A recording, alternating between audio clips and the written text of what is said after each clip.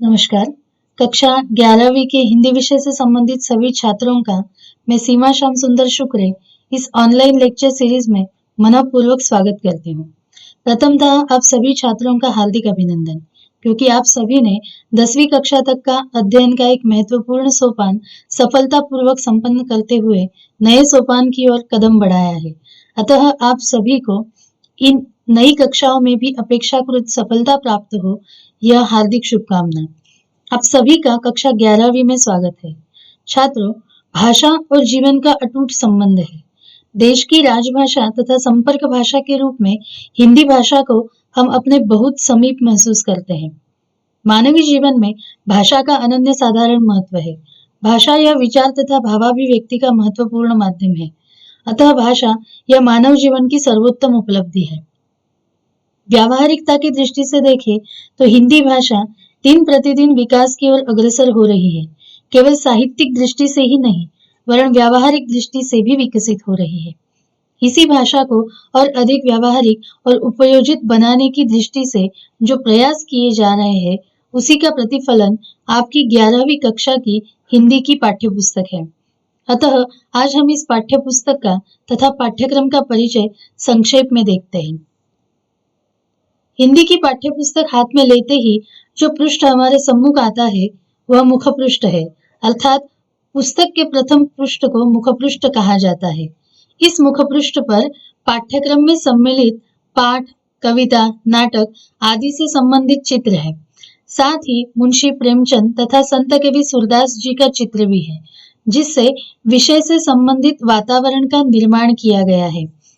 पाठ्यपुस्तक का अंतिम पृष्ठ मल पृष्ठ कहलाता है, जिस पर हिंदी में उज्जवल भविष्य की संभावनाओं तथा अवसरों के विभिन्न चित्र हैं, जिससे हिंदी नाटक, एकांकी, प्रहसन लेखन, रेडियो जॉकी, समाचार संपादक, पत्रकारिता, आशुलिपिक, अनुवादक आदि क्षेत्रों में हिंदी से संबंधित सुअवसरों पर प्रकाश डाला है।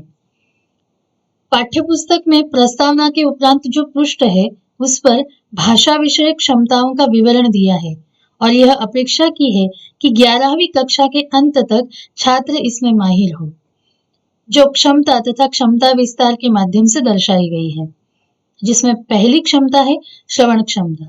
कोई भी भाषा सीखते समय भाषिक क्षमताओं के विकास द्वारा उसे सीखा जाता है। अतः भाषिक क्षमताओं का विकास हर एक छात्र में होना आवश्यक है। श्रवण, भाषण, संभाषण, वाचन, लेखन आदि कौशल्यों का या क्षमताओं का विकास करना इस पाठ्यक्रम का प्रमुख उद्देश्य है। गद्य, पद्य की रसानुभूति एवं भाषा सौंदर्य को सुनना, समझना तथा सुनाना, जनसंचार माध्यमों से प्राप्त सामग्री का आकलन करते हुए उसे सुनना तथा विश्लेषण करना, साथ ही प्रवासी साहित्य को सुनना, सुनाना आदि श्रवण क्षमताओं संबंधी बातों का विकास छात्रों में होना अभिप्रेत है। भाषा विषयक अगली क्षमता है भाषण तथा संभाषण। किसी भी भाषा पर खासा अधिकार होने पर ही व्यक्ति बोलकर अभिव्यक्त हो सकता है। अतः भाषण संभाषण क्षमता का विकास छात्रों में आवश्यक है। तभी वे विभिन्न विषयों के परिसंवादों में सहभागी होकर विचार प्रकट कर पाएंगे।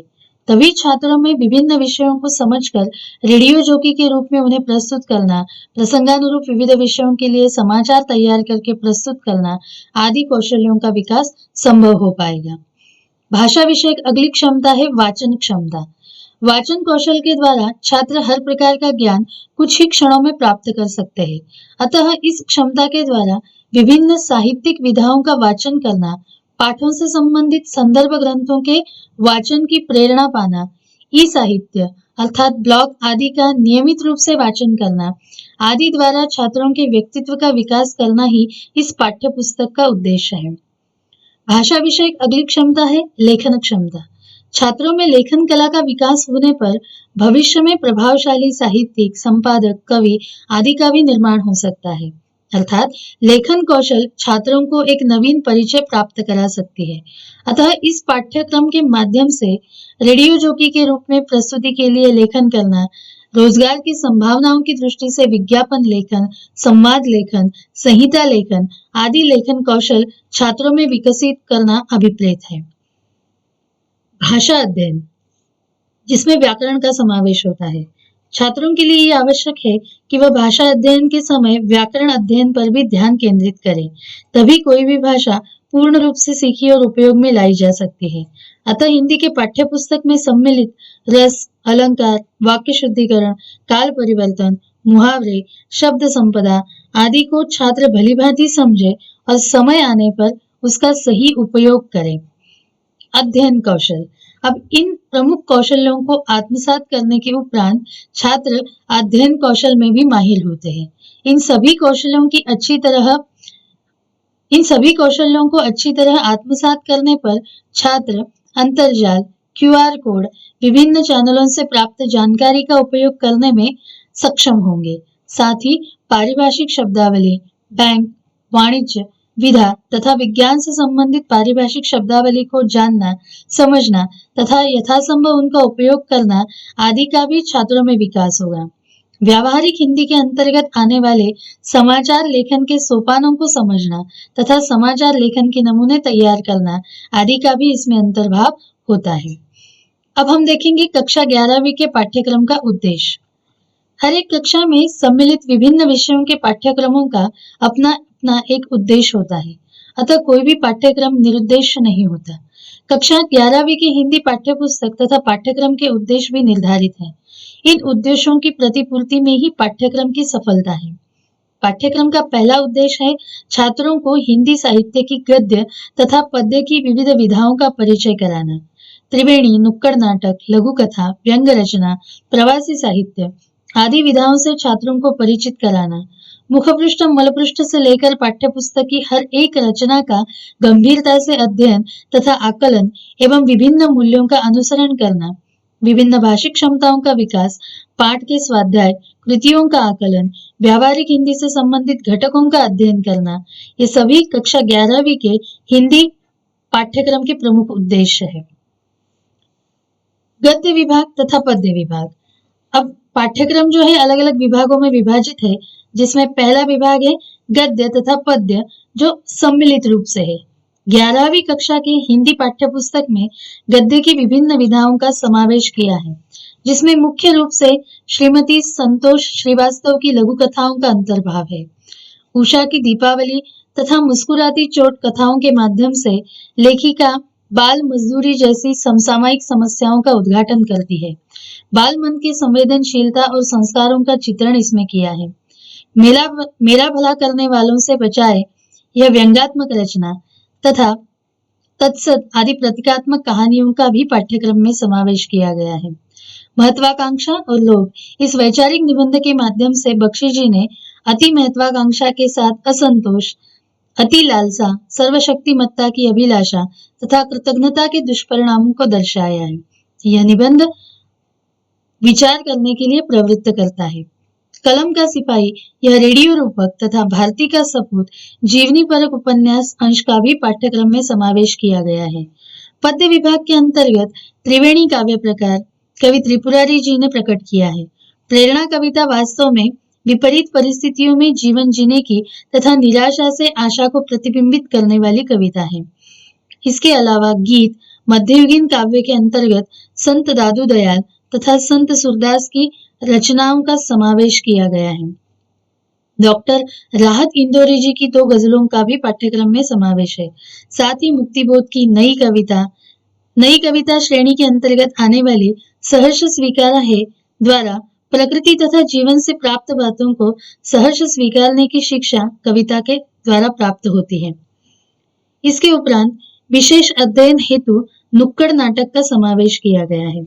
11वीं की हिंदी पाठ्यपुस्तक में विशेष अध्ययन हेतु नुक्कड़ नाटक इस नवीन विधा का अंतर्भाव किया है। यह विधा वास्तव में एक सांस्कृतिक हथियार है, जो जड़ मानसिकता को तोड़कर लोक शक्तियों की पहचान कराता है। सामान्य व्यक्ति की समस्याओं को जनसाधारण तक की भाषा में सहजता और सरलता के साथ लोगों तक पहुंचाना इसका प्रमुख उद्देश्य है। अतः छात्रों को नुक्कड़ नाटक की विशेषताओं जैसे तात्कालिकता, गतिशीलता, अचूक लक्ष्य, संक्षिप्तता, सहज भाषा और व्यंग्य शैली आदि से छात्रों को परिचित कराना आवश्यक है। मौसम, इस नुक्कड़ नाटक में अरविंद गौड़ जी ने मानव जीवन से जुड़ी विभिन्न सामायिक समस्याओं को उजागर किया है। अनमोल जिंदगी नुक्कड़ नाटक में लेखक ने रक्तदान के संदर्भ में हमारी गलत धारणाओं पर भाष्य किया है। तत्पश्चात अगला विभाग है व्यावहारिक हिंदी। हिंदी भाषा साहित्यिकता से परे अपने व्यापक रूप में व्यावहारिक हिंदी के रूप में विकसित एवं विस्तारित रूप से हमारे सम्मुख आई है। अतः हिंदी के विभिन्न रूपों को अपनाना, आत्मसात करना आवश्यक है। इसीलिए पाठ्यक्रम में व्यावहारिक हिंदी इस स्वतंत्र विभाग के अंतर्गत भाषण, लेखन, साक्षात्कार, आलेख आदि का समावेश किया है। इस विभाग में डॉक्टर दामोदर खड़से जी के भाषण का संकलित अंश दिया गया है। हिंदी के माध्यम से रोजगार की बढ़ती संभावनाओं से संबंधित विचार, हिंदी में उज्जवल भविष्य की संभावनाएं इस भाषण का मूल उद्देश्य है। लेख में किसी भी विषय को लेकर विस्तार से लिखते हैं। लेख रचनात्मक साहित्य भी हो सकता है और सूचनात्मक साहित्य भी।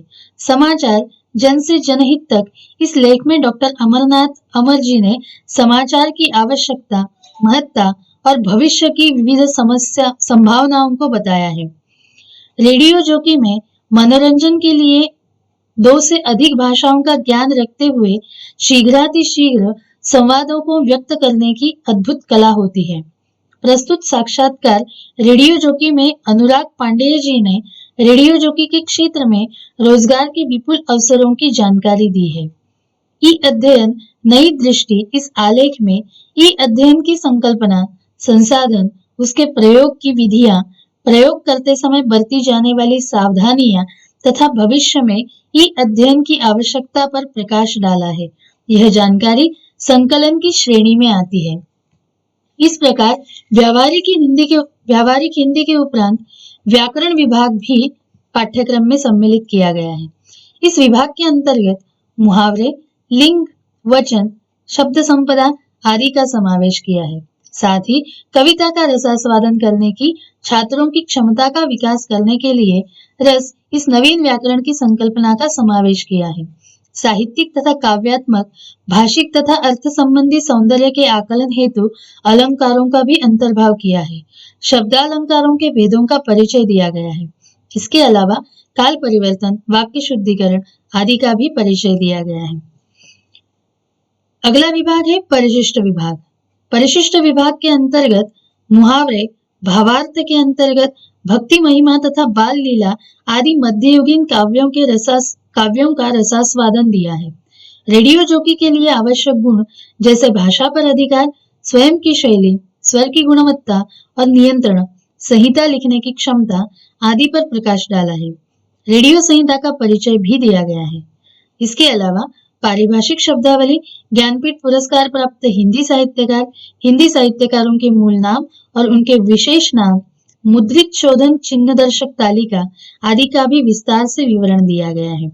इस प्रकार छात्रों, कक्षा 11वीं की पाठ्यपुस्तक में लगभग सभी संभाव्य विभागों का समावेश किया गया है, जिनका मूल उद्देश्य है छात्रों का परिपूर्ण व्यक्तित्व निर्माण करना, भाषा पर उनका खासा अधिकार प्रस्तुत करना।